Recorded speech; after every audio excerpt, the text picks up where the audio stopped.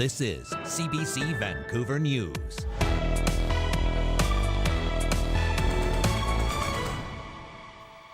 Good evening, I'm Lien Yeung. Thanks for joining us. A haunting emergency is playing out in the Fraser Canyon. Crews are attacking a wildfire just outside the village of Lytton, which was all but almost wiped out by a blaze last summer. Dan Burrett joins us live now with more. So, Dan, this is the first major fire of the season. How did it start? Do we know? We don't know. It's still not clearly in on a cause, but very scary for a community, as you said, still trying to recover from last year's devastation. The BC Wildfire Service says the blaze is now 75 hectares in size. It's being fueled by gusty winds and was first reported just before 1 p.m. today. You could see lots of smoke billowing into the sky there. It's on the west side of the Fraser River, across from Lytton. Emergency Management BC says they've received reports that 3 structures may have been destroyed, but that's not yet confirmed. There's an even closer look what's happening. The Lytton First Nation says it's put an evacuation order in that affects about 9 people. An alert is in as well. Nation leaders say 3 elders are in the direct line of fire. They're working to keep them safe, and crews will be busy for quite a while. Crews will continue to work through the evening and overnight as required. That would be around 54 ground crews at this time, with a couple officers on site as well, plus the aircraft, the helicopters and air tankers. Now, 112 people are also without power after electricity went out just after this fire was reported. Hydro crews have been sent to the scene. No word yet when the power may come back on. Emergency officials say people ordered to leave their homes can get food, housing, and clothing for up to 3 days. They're also urging everyone to prepare themselves in case a fire breaks out near you. Again, this is the first wildfire of note we've had this season. We'll have the latest on the fire throughout the show, and for the latest tonight at 11. Lien.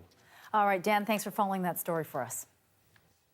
Now to a shocking killing in a Surrey strip mall. Ripudaman Singh Malik, who was acquitted in the 1985 Air India bombing, has been shot dead.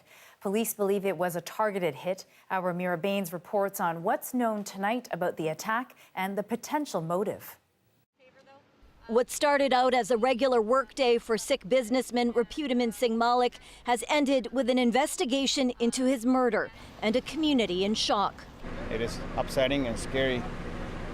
Someone we know has passed away to a violence. Malik's red Tesla blasted with gunshots outside his office. There was a broken windows. He was lying in the car. There was 3 gunshots. Only one hit on the neck, that's it. And I just took him out. He was alive. I waited for like 10-15 minutes. Then the cops came. Questions over who would kill him and why now reverberating worldwide. Malik and another man were charged in the 1985 Air India bombings. 331 people were killed, most of them passengers from Vancouver and Toronto. Malik was acquitted in 2005.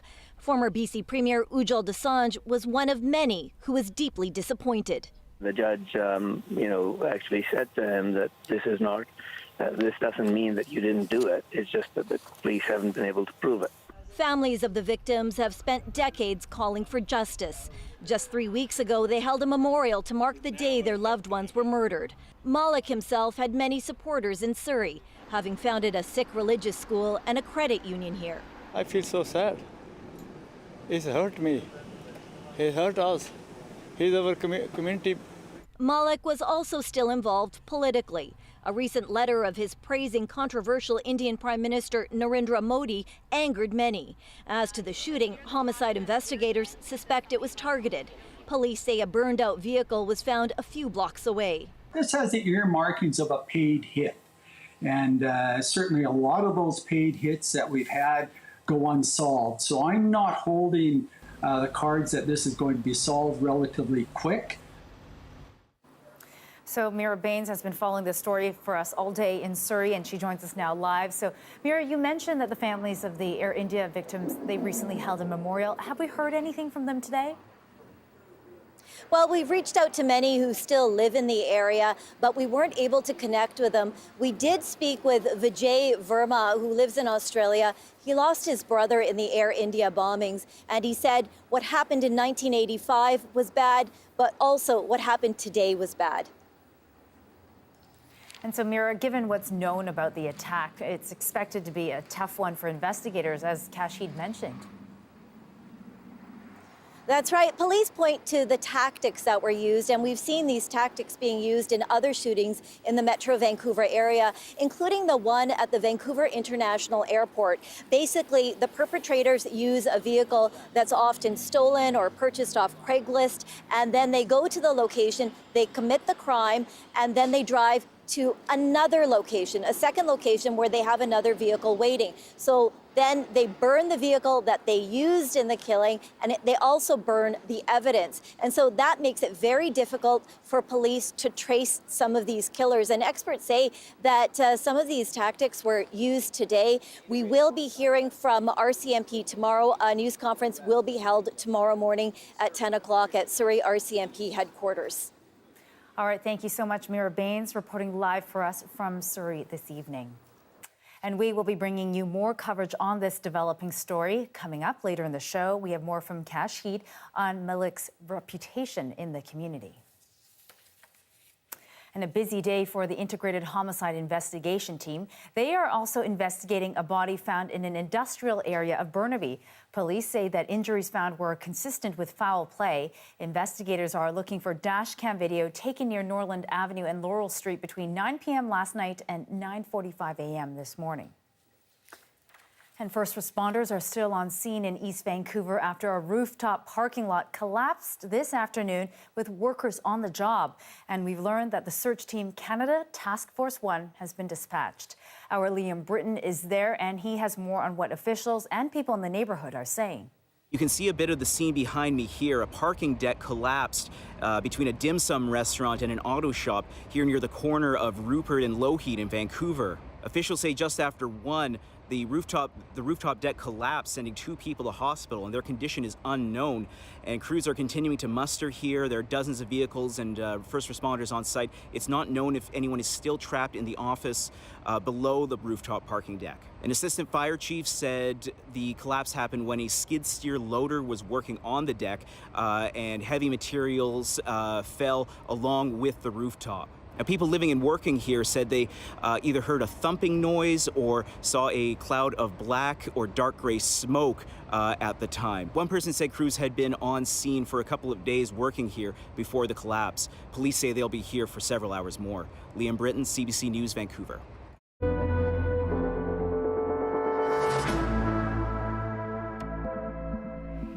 Big news today for parents hoping to get their kids the COVID jab. Health Canada has approved the Moderna vaccine for those between 6 months and 5 years old. It expands eligibility for the shot to nearly 2 million young kids across the country. And for more on what this means, Joel Ballard joins me now. So Joel, what can you tell me about the vaccine? Well, Lien, the doses will be given out much like what we've seen with other vaccinations, including the Moderna vaccine for adults. There will be 2 doses that are 1/4 the amount that adults get and spread 4 weeks apart. Dr. Brian Conway with the Vancouver Infectious Disease Centre says this isn't only good news for kids because it offers them protection, but all British Columbians. Also, young children have parents, have grandparents, have older relatives with whom they may interact.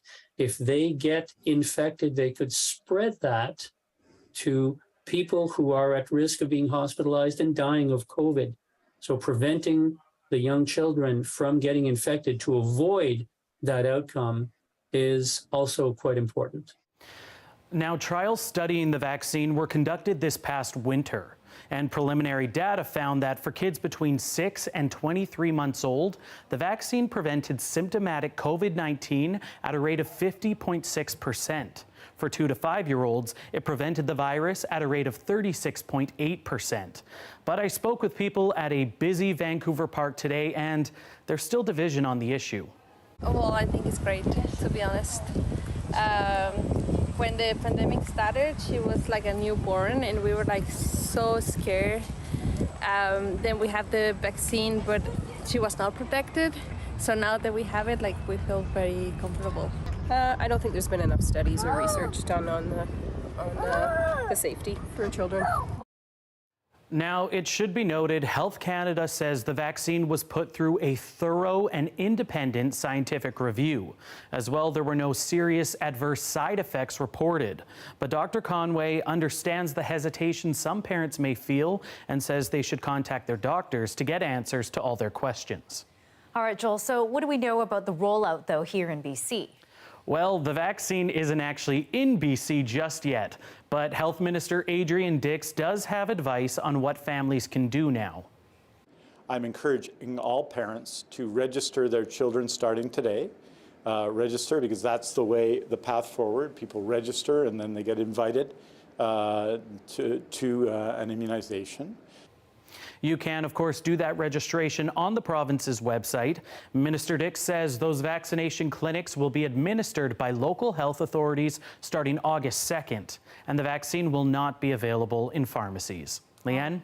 All right, good to know. Thank you so much for that, Joel Ballard. Some somber numbers about our province's other health crisis. The BC Coroner Service says drug toxicity deaths this year are on its way to shattering last year's record-breaking numbers. From January to May of this year, the service says 940 British Columbians have died from toxic drugs so far. Last year's death toll was an all-time high of 2,265. In May alone, 195 people died from illicit drug overdoses, the highest death toll ever recorded for that month. That's an average of 6 people losing their lives per day. Advocates say the province's initiatives are not enough. Because they do focus a lot on stigma, but I think that the stigma still prevails. And then whatever the drug user groups are asking for is seen as irresponsible or criminal or oh, we can't do that. The public won't like it. But right now we're in a matter of life and death. As an advocate for Prince George, Boudreau says users in remote communities have less access to initiatives like Safe Supply and overdose prevention sites. She supports both the compassionate and prescribed models of safe supply. A police investigation has been launched against a Vancouver police officer. The complaint is tied to their conduct at an apartment building where 3 people were found dead, including 14-year-old Noel O'Soup. The officer, who is not being named, is accused of neglect of duty under the Police Act. The investigation was opened in May at the request of the VPD. However, the Office of the Police Complaint Commissioner has paused its investigation until police finish their criminal investigation. O'Soup was found dead in a suite in Strathcona more than a year after she had been reported missing from her Port Coquitlam home. And in another tragic story about the death of a child, a man has been charged in connection with a car crash that killed a toddler last summer. Police say a black Ford Escape collided with a black McLaren at an intersection downtown Vancouver last July. The Ford jumped the sidewalk, hitting a man who was carrying his 23-month-old daughter.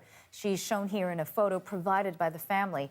She was killed instantly, while her father was left with life-altering injuries.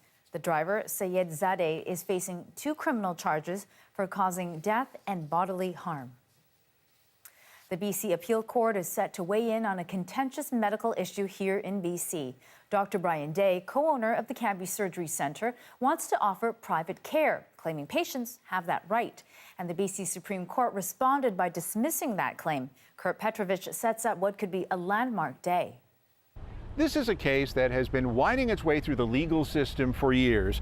Cambie Surgeries Corporation, which operates this private freestanding hospital, and its owner, Dr. Brian Day, have been trying to strike down several pillars of BC's Medicare Protection Act. And those pillars are prohibitions against extra billing for services that are covered under the public system, billing private insurance companies for them, and providing those services to both public and private patients. Now, 2 years ago, after a trial that ran more than 3 years, heard from more than 100 witnesses, the BC Supreme Court ruled against Dr. Day's argument that these prohibitions fundamentally constituted a violation of a patient's charter rights to life and liberty. The ruling did, however, concede that excessive wait times could pose a limit to a patient's right to security of the person, but that potential breach is justified in the interests of preserving an equal access system. But this appeal isn't about a do-over for Dr. Day. The BC Court of Appeal is focused on errors in law in that original decision, a decision that some interveners say, if overturned, would throw out not just BC's Medicare Protection Act, but could serve as a precedent for dismantling the Canada Health Act, which is why it's unlikely that it's going to end here. Most believe that the Supreme Court of Canada will be asked to weigh in. Kurt Petrovich, CBC News, Vancouver. Fans of one of the longest-running Canadian dramas are in mourning today. Pat John, an Indigenous actor who starred in the CBC's The Beachcombers, has died. As John Hernandez reports, the Seychelles First Nations member is considered a trailblazer. Much like the character he played, in 1972, Pat John set out on the journey of a lifetime when he first starred in one of the longest-running Canadian TV dramas of all time. He was a great person to be around. He made me laugh. He had the greatest laugh in the world as well.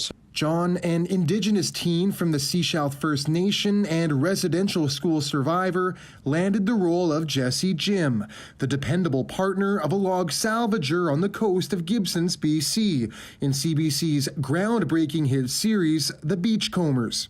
Think of the premise of the show. An Indigenous kid who's left a reservation, residential school, and then wanted to travel around the world, meets up with this immigrant guy, and then all of a sudden they get together and form a partnership where they go out and clean up the oceans. I mean, it sounds like something from 2023. You're a lucky man, my friend. You got a nice family. We're all family, Nick. Don't you forget it. The show was watched by millions in Canada and around the world, with many Indigenous viewers feeling represented on television for the first time. So seeing, an Indigenous character on TV was something that we were proud of, something that felt normalized us, right, in mainstream society. John passed away on Wednesday in Seychelles. At 69 years old, he hadn't acted since the show was canceled in 1990. In the last little while, I think I talked him into maybe getting back in front of the screen. He had so much to offer as an actor, but also as an Indigenous actor. Today, an outpouring of love online from friends and fans from across the world. A trailblazer that won't soon be forgotten. Throughout the years, there's a lot of Indigenous actors from BC, that have taken up that baton. He was a trailblazer without really knowing it. A legacy that will last both on the screen and in the hearts of his family, friends, and fans. John Hernandez, CBC News, Vancouver. Some welcome news tonight for transit users and taxpayers in this province. The SkyTrain extension into Langley will be ready for passengers sooner than expected and at a slightly lower cost. The province says the line from King George to Langley City is expected to be completed by 2028 rather than 2030, and it will cost $500 million less than estimated, with a price tag of $3.9 billion. The area south of the Fraser is one of the fastest growing regions in Metro Vancouver, but hasn't seen additional rapid transit for 30 years. Development around the 8 stations is a priority. This Surrey Langley SkyTrain project is about even more than simply getting people from point A to point B. It's also about changing the way that we build communities so that they are greener, more affordable, more accessible, walkable, so that they serve people better. The first phase of construction begins next month. The BC Supreme Court has asked the City of Surrey to rewrite a controversial sign bylaw.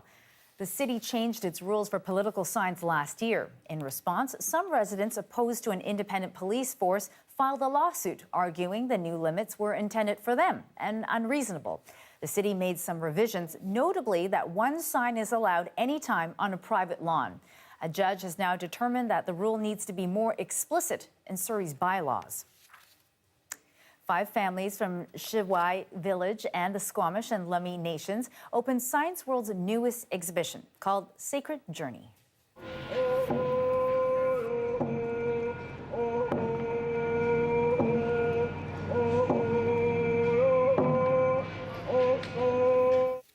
Beautiful. They paddled from the Maritime Museum in Vanier Park to False Creek just outside of Science World.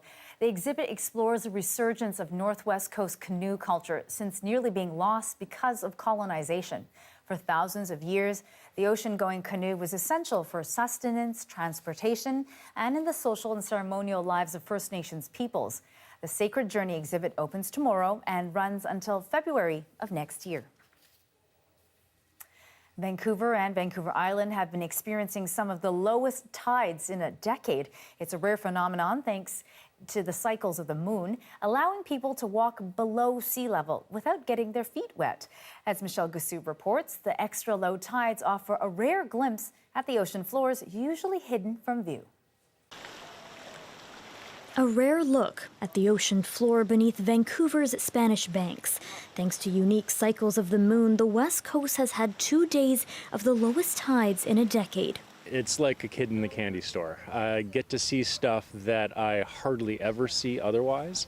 The exposed ocean floor is a boon to those who study marine life. It's the kind of things that is normally just for the scuba divers. So things that normally wouldn't be out of the water. So there's little hard corals, there's really interesting sponges, a lot of the sea stars and nudibranchs, all the really colorful stuff tends to live lower on the shore. The low tides also mean a feast for seagulls and other birds. Saw a few starfish, a seagull eating a starfish. I don't know how that tasted, but little crabs. Yeah, it's cool. It's beautiful out here. And a treat for the beach combers and the skimboarders. It makes it a lot easier to skimboard farther because the waves are lower. But this ocean in temporary retreat also brings hidden secrets closer to view. In 1888, the SS Beaver shipwrecked not far from here off of Prospect Point. Now, rumor has it the crew was drunk, and 4 years later, the ship sunk beneath the waves. But there are people who believe that if you're lucky, on a day like today, you might be able to catch a glimpse of the shipwreck beneath the waves. Though we didn't glimpse the wreck, we did track down these pieces of the ship, scavenged by enthusiasts just after it sunk. For those hunting for a piece of Vancouver lore or just some West Coast wildlife, the tides will be low for 2 more days. It feels so rich and enriched by what we have here. I'm awed. And it's just really neat to get a new view of the place where I live. A rare reminder of what, most of the time, lurks just beneath the surface. Michelle Gussoub, CBC News, Vancouver. And meteorologist Johanna Wagstaffe joins us now. So, Joe, I want to talk about wildfires. It's been a bit of a quiet start thanks to our cooler spring, but it's getting risky out there. We heard Dan off the top of the show talking about that wildfire of note in Lytton. What are you seeing in terms of risk? Yeah, Leanne, this is what we were worried about with a forecast like we've had. Hot and dry in through the interior with pockets of high to extreme already showing up yesterday. Let me show you the fire danger rating for today. It's not widespread high to extreme risk, but you can see across the interior and out towards the Kootenays, even parts of Vancouver Island, already seeing moderate with pockets of extreme. And that really is because of about a week-long stretch of seasonal and sunny skies. Now, this afternoon, we are watching strong wind gusts, and I'm keeping an eye on that in and around the Lytton area. We've been seeing gusts the past 5 to 6 hours up to 40, 50 kilometers per hour. And that's just at the Lytton airport. I imagine we are seeing localized gusts closer to 60 kilometers per hour. Now, typically those diurnal effects means the winds will die down through the overnight, and we're not seeing temperatures at the extreme level. Same with relative humidity. We're sort of just hitting that 30 mark, 30 kilometer per hour winds, lower than 30% relative humidity, and higher than 30-degree temperatures. That's sort of what pushes us into the extreme risk. The other thing, Leanne, I wanted to talk about, not seeing any lightning strikes. I know we're still investigating the cause. I have not seen any lightning strikes in the area. This is what we're going to have to watch for, though, in general over the next 5 days. I've got the full forecast, but lots more heat ahead. Okay, absolutely. Thank you so much for that, Joe. We'll talk to you in a bit. Sounds good. Some great news for foodies in this city. The world-renowned Michelin guide has named Vancouver as its next destination, the second city in Canada after Toronto. While its star rating system is revered by some lovers, others I spoke to say it needs to be more inclusive. It's heads down inside the busy kitchen at Published on Main, but staff were buzzing. I think it's super exciting that Michelin is coming. After being named one of Vancouver and Canada's top restaurants, Stiefenhofer Branson is hoping to earn another milestone, a Michelin star. We're arguably, like a world-class restaurant city, without international recognition. So it feels really good to actually have them come and then be put on that international stage. And it's my great pleasure to announce that Vancouver will be the newest Michelin Guide destination. By this fall, Michelin says Vancouver restaurants will appear in its famous Red Book, a 3-star rating system that evaluates food anonymously with inspectors from around the world. But it isn't without its critics. We should be celebrating all the things that make that person and that make that cuisine what it is. And I don't think those kind of things are in a checklist kind of format. Dothanj and others say Michelin can push some chefs into chasing stars, adding to grueling kitchen environments. And the guide tends to lean towards its Eurocentric roots, with other types of cuisines reviewed less frequently. How can you say French cuisine can be ranked and rated in the same way as a 10-course Chinese banquet meal? But Michelin insists that in Vancouver, where a variety of cuisines flourish, they will reflect the city, particularly continental and Asian cuisines. What I can tell you is definitely the first selection will be very diverse, that will showcase restaurants offering a great product and with talented local and international chefs. It's something chefs like Stiefenhofer Branson hope will be the case.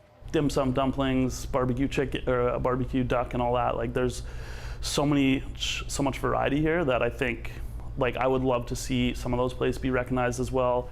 Foodies will be watching to find out if diversity is on Michelin's menu this fall. Lien Yeung, CBC News, Vancouver. A shocking killing in Surrey as Ripudaman Singh Malik is gunned down in a parking lot. The reaction from former Solicitor General Kashid next.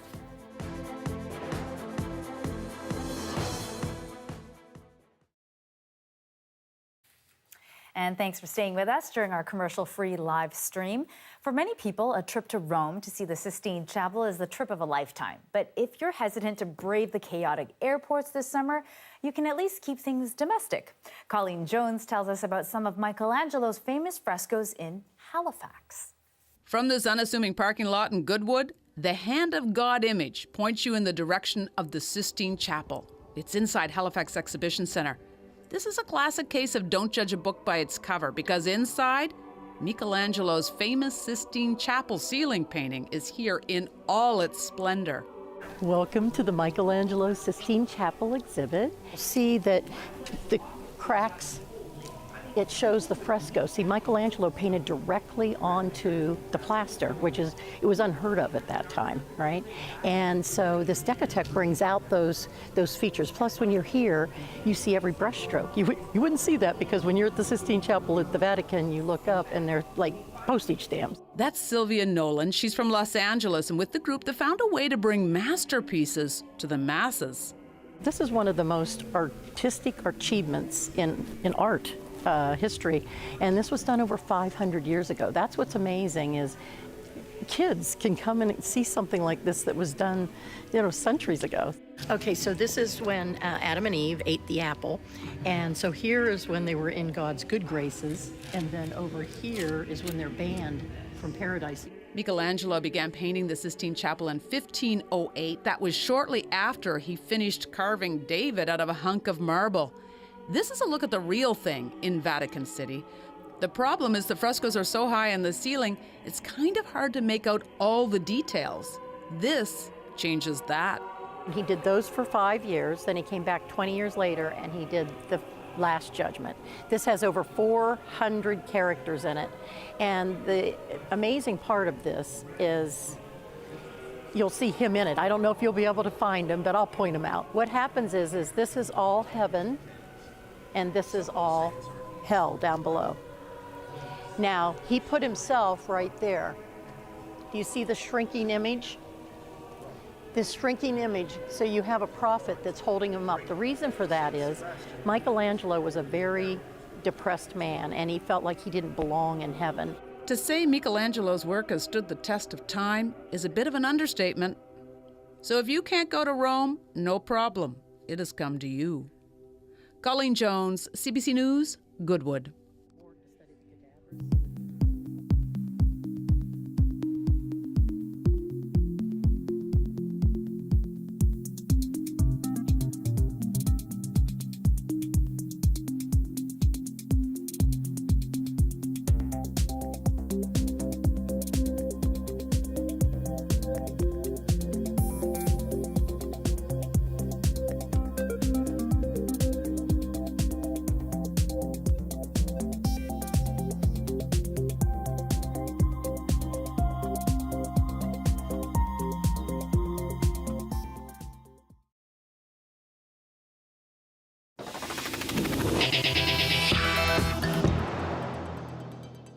Returning now to our top story and the shooting death of Ripudaman Singh Malik this morning in Surrey. The RCMP saying his death is likely targeted. This afternoon, former BC Premier Ujjal Dosanjh reacting to the news, his thoughts turning to the family members of the 329 passengers and crew killed in the Air India bombing, of which Malik was acquitted. I can't say that this is justice for them. Appropriate justice would have been for him to be convicted of the Air India trial. There was a huge amount of evidence that the police couldn't summon the witnesses because they couldn't find any of the witnesses because they, obviously the people who knew have never talked. Malik was cleared on charges of mass murder and conspiracy in 2005. So for more on this, let's bring in BC's former Minister of Public Safety and Solicitor General Kash Heed. So thank you for joining us, Kash. Pleasure. You heard Ujjal Dosanjh there reacting to the shooting death of Ripudaman Singh Malik, saying it's just not the same as justice. What do you make of the nature of this shooting and the fact police believe it was targeted? Well, I think we obviously know it was targeted. I have to look at the fact that this guy has survived for 37 years with all of his political advocacy and the activism that he's been involved in without a serious incident occurring in his health and welfare. So I'm not really surprised that this happened. I'm just kind of surprised that it's taken 37 years for his lifestyle to catch up with him. But what I can tell you right now, there's no rejoicing going on with any of the victims who lost loved ones on Air India. Nobody is rejoicing. We've lost another person through this deadly violence that we have on the Lower Mainland right now, although he was one that had a bit of a higher profile in a different fashion than many of the others that we lose almost weekly here in the Lower Mainland. So although it is something that is always surprising, I'm not saying that everyone's happy with it. There's absolutely no closure to what occurred in the death of those 329 people on the Air India bombing. So we will never get closure on that, in my opinion. I think that is gone on the wayside. It took us 20 years to put these people in front of the court process. And at the end of the day, we were all disappointed with the acquittal. So as you say, the bombing was 37 years ago, Canada's largest mass murder, and no one was ever held accountable. So you talked a little bit about this, but how do you imagine family members of the victims are reacting to the news today? I think it's opening up some sad situations that they've been involved in, that they've had to live with for the past 37 years. I think people are just shaking their heads saying how much more ridiculous and chaotic can this whole Air India situation where their loved ones lost their lives could this actually go? And this is part of that puzzle. We don't know if it's closure to this particular point. I don't think it will be closure. I think there's a little more that's going to play out with respect to what is going on, with respect to some of the political activism that's going on, not only in our country, but elsewhere around the world where governments are actually supporting some of the terrorist organizations. I think we have to be very cognizant of that.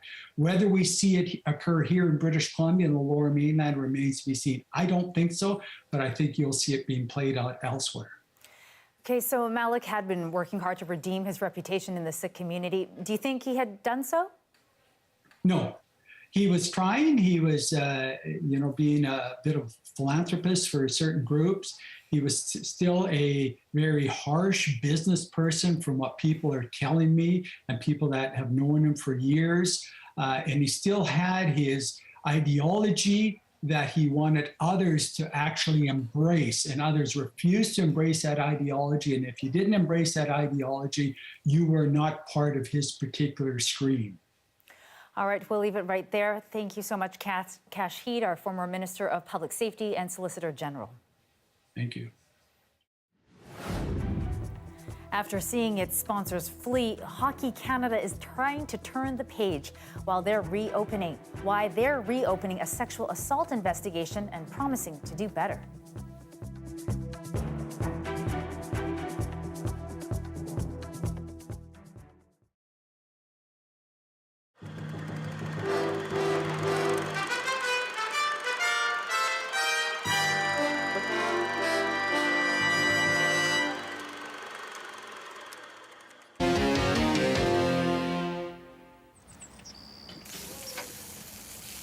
I wish you'd realize that you don't have to pay off the boat in the first season. I don't have to, but I could. The way the fish are running, who knows? Next year could be a disaster. So you need a deckhand. I don't want you working yourself to death. Maybe it'd be a good time to take Tom out. We've been through this. He's too young.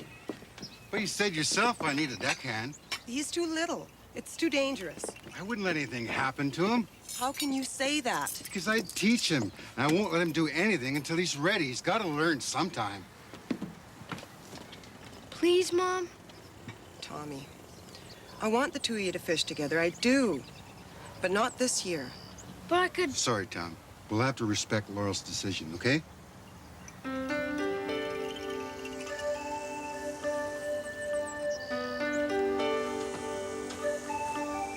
Pick you up at 5. Bye.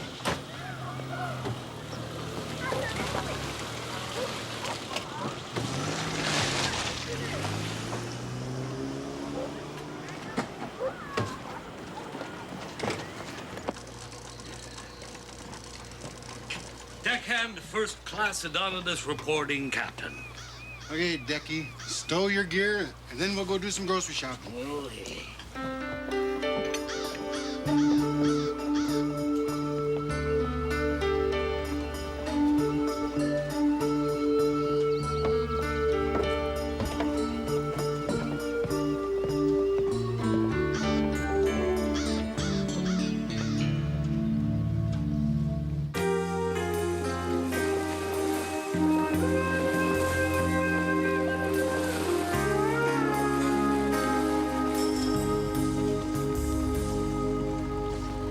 Get those lines in the water.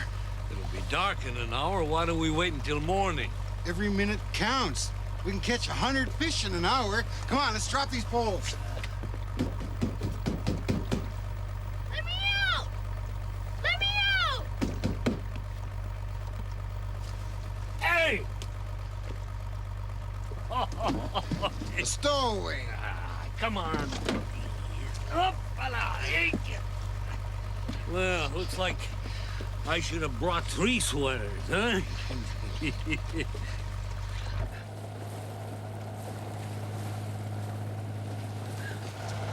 know what they used to do with stowaways? Oh, that'd be the cat o' nine tails. Or make you walk the plank. But maybe I'll make you drink this. Oh, no, not that, Captain. Oh, you be the hardest man in the sailors' men, Jesse Jim, and that be no lie.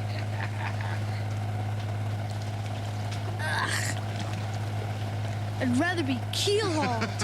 Yeah.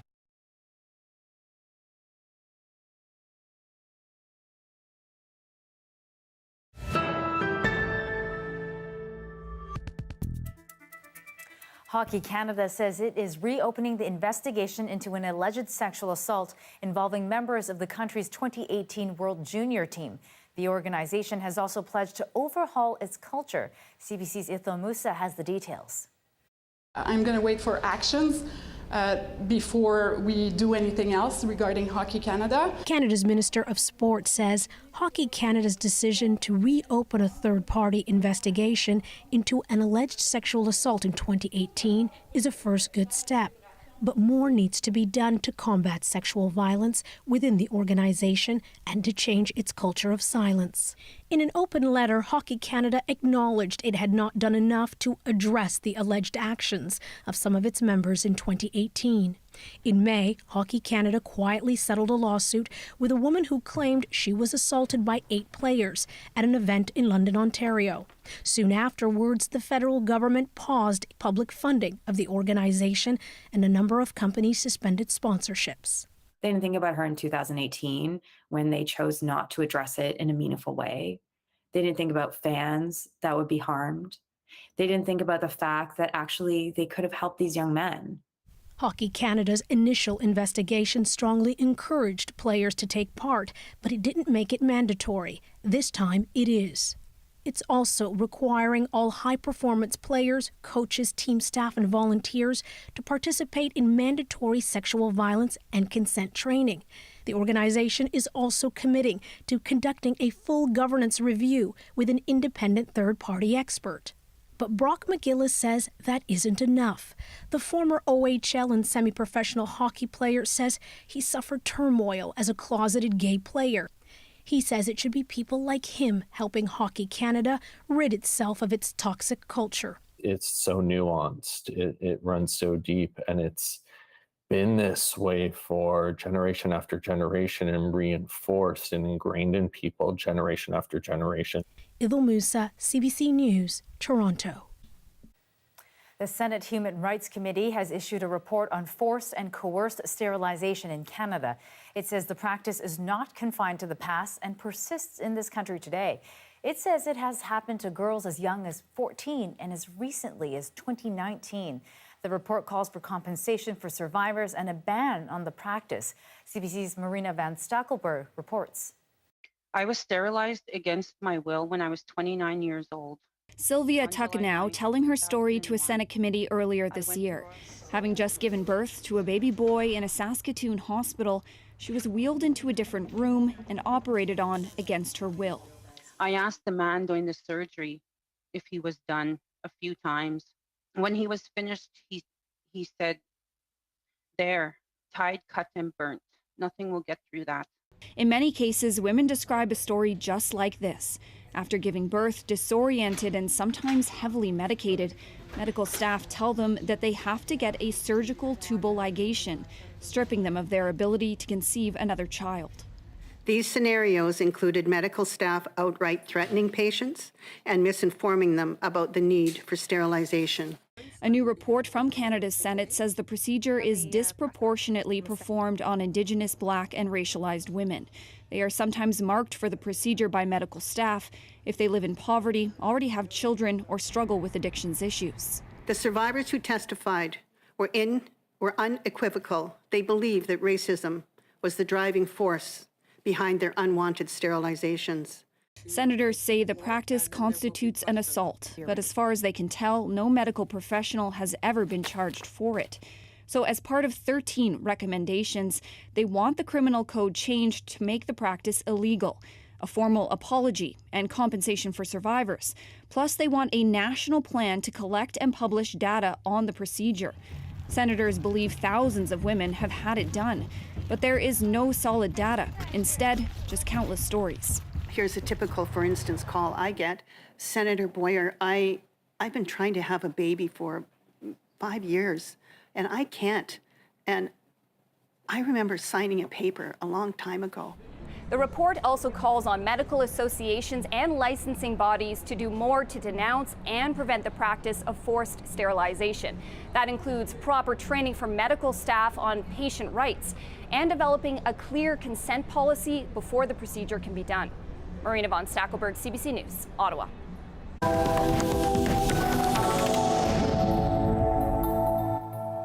In Ukraine today, and another shattering moment of violence, civilians slaughtered when Russian missiles struck the heart of Vinnytsia, a busy city far from the fighting. More than 100 wounded, dozens are still missing in the ruins, and more than 23 people are dead, including children. Briar Stewart shows us how the attack happened, the reported motive from Russia, and the tragedy of one family in particular. The frantic search after a city far from the front lines became the center of a deadly attack. This was the moment cruise missiles launched from a submarine hit a crowded plaza in Vinnytsia. Black smoke billowed from the site as rescuers rushed in. At least 23 were killed. Dozens are missing. It was scary, this woman said. People came running this way with shrapnel injuries, so I ran in the other direction. A concert hall was hit, and nearby businesses were destroyed, including a medical center. Cars were left charred. The force of the blast even threw one right up against this building. But this is perhaps the most devastating image. A blood-stained stroller mangled near the sidewalk. 4-year-old Liza Dmitrieva was pushing it as her mom walked her to a children's center Thursday morning. She was taking her to a developmental class and posted this photo on Instagram. 1 hour later, the little girl was killed. her mother severely injured. This is an act of Russian terror, Ukraine's President Volodymyr Zelensky said. These are not people, these are bastards. Even as Ukraine was still looking for the dead, Russia was pushing out its justification for the strike. The head of RT, a state-controlled Russian channel, posted on Telegram that she asked Russia's Ministry of Defense why it targeted Venezia. The reply, because at the concert hall, there was a temporary accommodation for Nazis. Ukrainian officials said all those killed were civilians. Venezia had become a haven for thousands who fled from the east to the central part of Ukraine. But that relative calm was shattered this morning, just as it has been in so many communities over the past 5 months of this war. Briar Stewart, CBC News, Toronto. All is not harmonious some 400 kilometers from the Earth's surface. Why things are not exactly smooth sailing at the space station. That's next. And it is 6:45 p.m. A live look at gorgeous Kamloops tonight. Warm and dry in the interior and here as well. Will it stick around for the weekend, though? Johanna has her full forecast. That's coming up.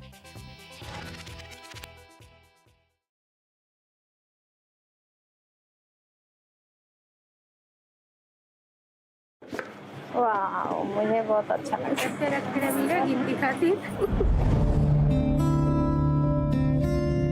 हमने अभी तक वो phone चलाया भी नहीं है। डर लग रहा है कि कहीं बिगड़ ना जाए, कहीं कुछ ना हो जाए। ऐसा समय ही आ गया है कि उसके बगैर हम नहीं मतलब पीछे रह जाएंगे।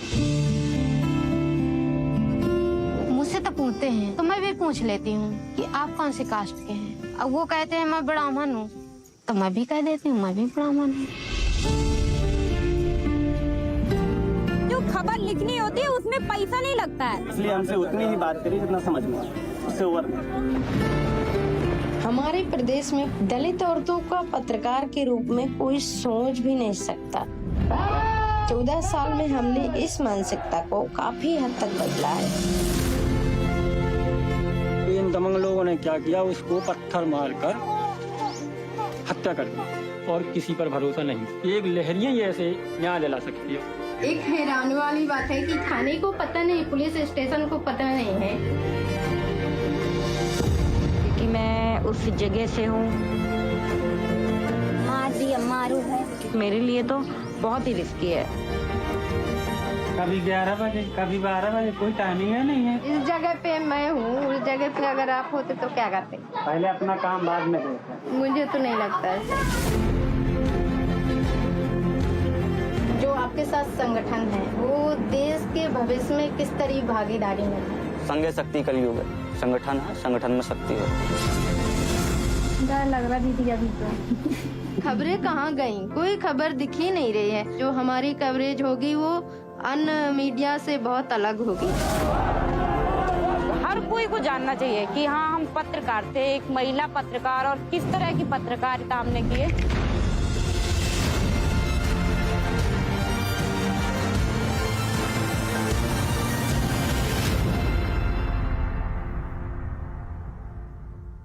मेरा दिल हौसला देता है मेरे लिए।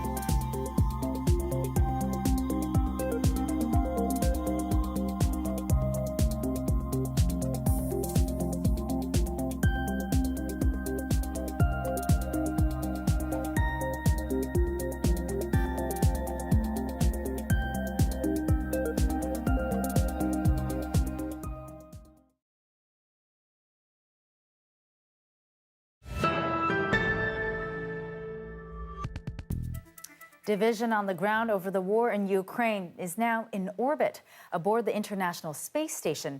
As Ashley Burke shows us, it's causing Western space agencies to rethink their partnerships with Russia. Look up, way up. That small dot, the International Space Station hurtling by. It's supposed to be free of politics, but it isn't these days. Using the ISS as a vehicle for political purposes is definitely not a good thing to do, and I think you can't undo it now. Images of Russian cosmonauts holding up flags in support of pro-Russian separatists seizing territory in Ukraine.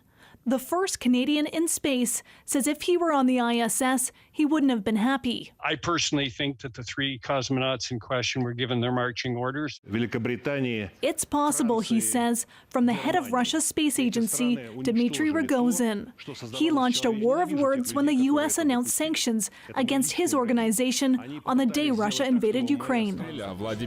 Contracts were broken, launches canceled, and liftoff. And for the first time in more than 2 decades, a Russian-only crew blasted off for the ISS. Rogozin then snubbed international partners, posting this video on social media, covering up their flags on a rocket. Russia's space agency later released a fake video showing Russia leaving behind an American astronaut, all part of Russia's repeated threats to abandon the ISS if sanctions aren't lifted. We disrespect you, we humiliate you, and you can do nothing with this. That's the message. Russian space policy expert Pavel Luzin says the ISS could survive without Russia. The Western partners should think seriously whether or not they want to continue being a partners of Russia. Space agencies in Canada, the US, and Europe all issued statements condemning Russia for the latest photos. The ball is in Russia's court. They're the ones that I believe ultimately will initiate a breakup. The European Space Agency this week initiated its own breakup, terminating Russia's role in a new rover mission on Mars, a sign that tension on Earth continues to reach new heights. Ashley Burke, CBC News, London.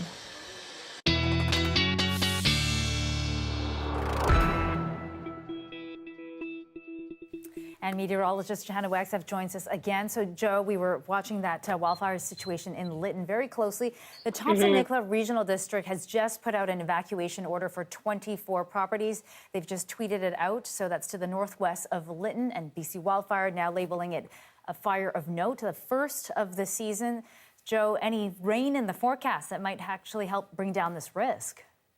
Yeah, I was going to say this one likely the first wildfire of note of the season. And unfortunately, we're just not seeing that rain in the forecast for southern BC. High pressure is holding strong. That's what brought the sunshine and the warm temperatures to the south coast and the interior. And while we're not seeing extreme temperatures or heat warnings in place, we're still hitting the 30-degree mark, and I'm not seeing that soaking rain.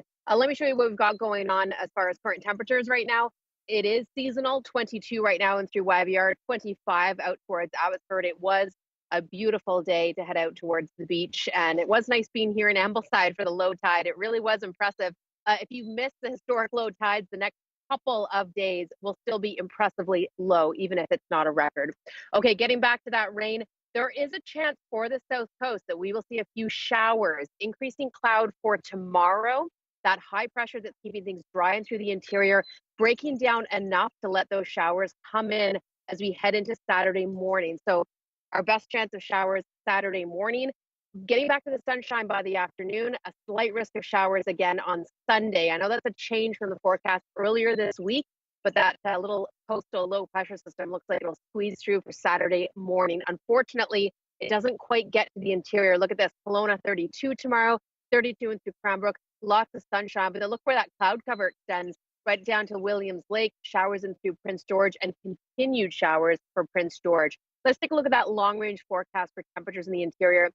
Anytime we hit the 30s, that does increase fire danger and relative humidity below 30%. So we are seeing that as we head into the weekend.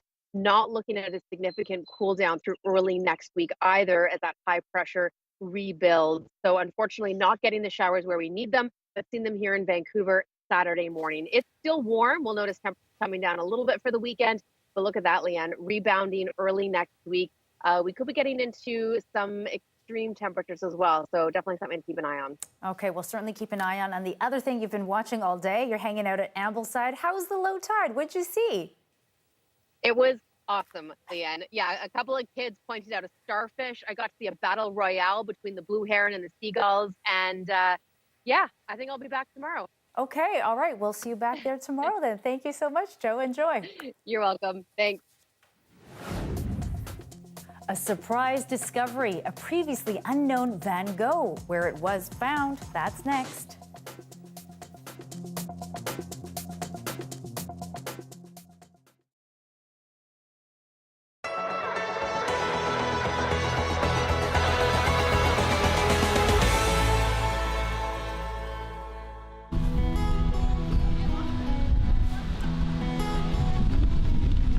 Reading is, it's like magic. You can go anywhere in a book. My mom used to say that, so.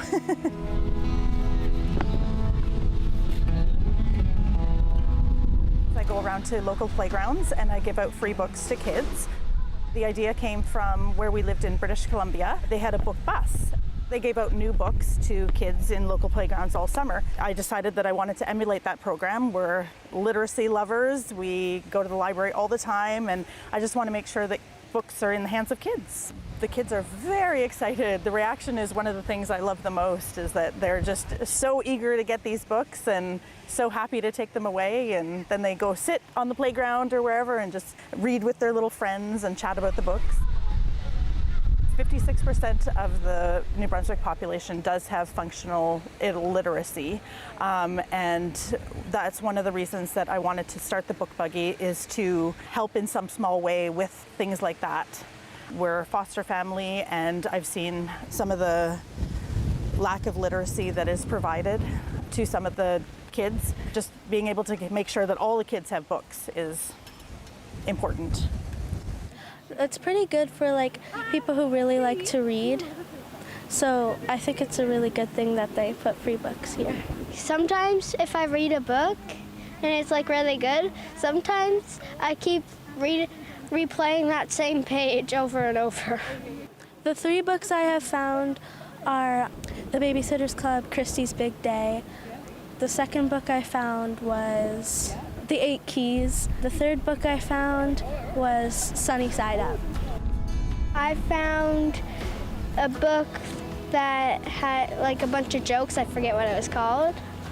I also found the Babysitter Club book. And I also found Moody Judy. What I like most about reading is that like they add so much detail that you can just make like a movie in your head. Books, they can tell stories, they can teach you things, they can help kids deal with their traumas. There's just so many aspects that books can help with. And there's so many amazing books out there.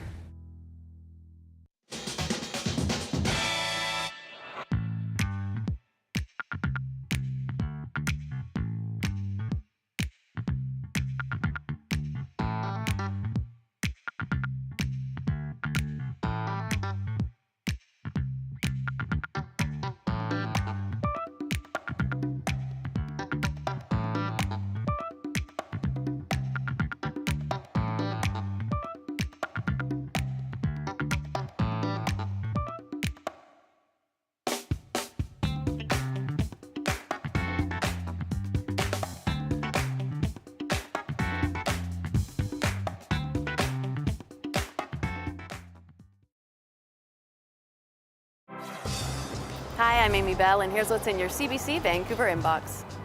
Join CBC Vancouver at the 15th Annual Surrey Fusion Festival, a celebration of food, music, and culture on July 23rd and 24th at Holland Park. Plus, it's free to attend. Visit surreyfusionfestival.ca for more info. And tune in to On the Coast Wednesdays for The Climate Changers, a new special series about the people who are taking action against climate change. Learn more at cbc.ca/BC.